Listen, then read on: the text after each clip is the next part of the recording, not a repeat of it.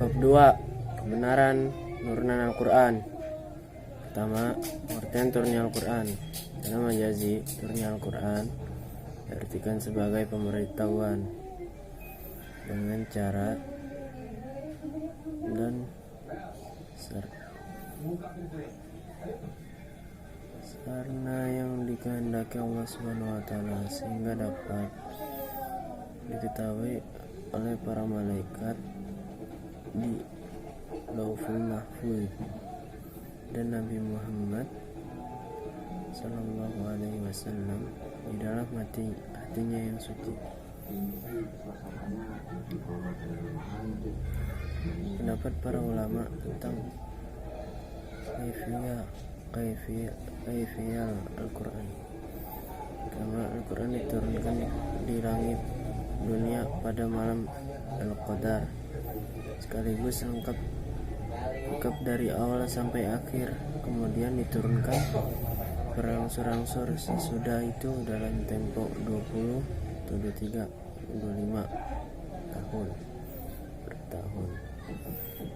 Yang B, Al-Quran diturunkan ke langit dunia dalam 20 kali Lailatul Qadar dalam 20 tahun sampai 23 Lailatul Qadar dalam 23 tahun sampai 25 Lailatul Qadar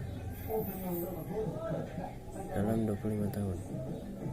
C, Al-Quran itu permulaan turunnya ialah di malam Al-Qadar. Setelah itu berangsur-angsur dalam berbagai waktu. Ada pendapat bahwa Al-Quran diturunkan 3 kali dalam 3 tingkat.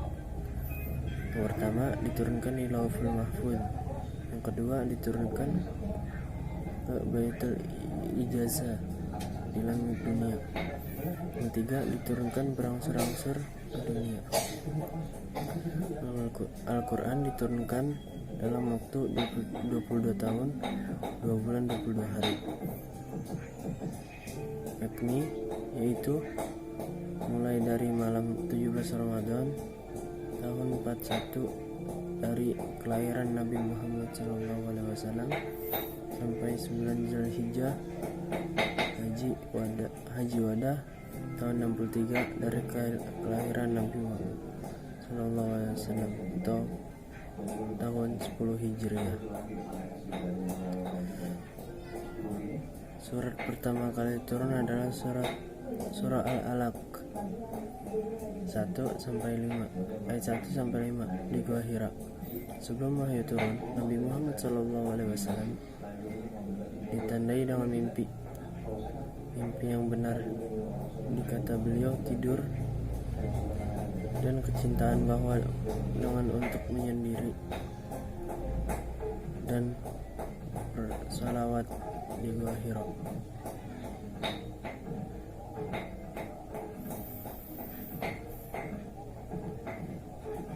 Kedua yaitu pengertian penulisan Al-Quran.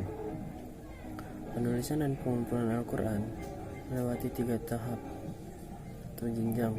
Yang pertama, zaman Nabi. Tahap ini hafalan para sahabat lebih banyak berperan daripada tulisan. Sahabat mendengar satu ayat maka akan langsung menghafalnya atau dengan menulisnya.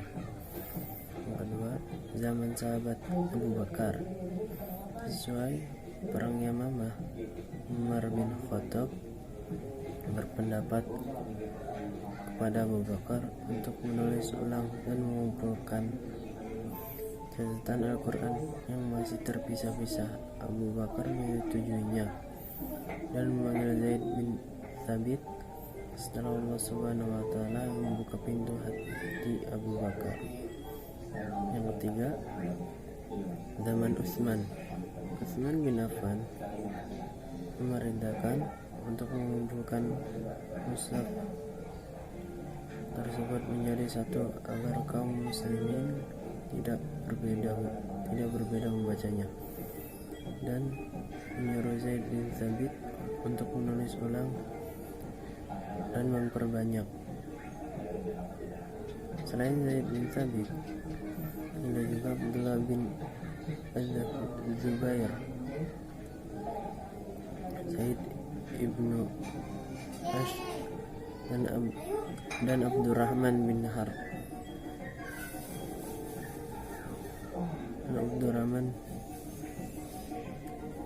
Harb bin Hisam. Zaid berasal dari kaum Ansor dan 3 lainnya berasal dari Quraisy.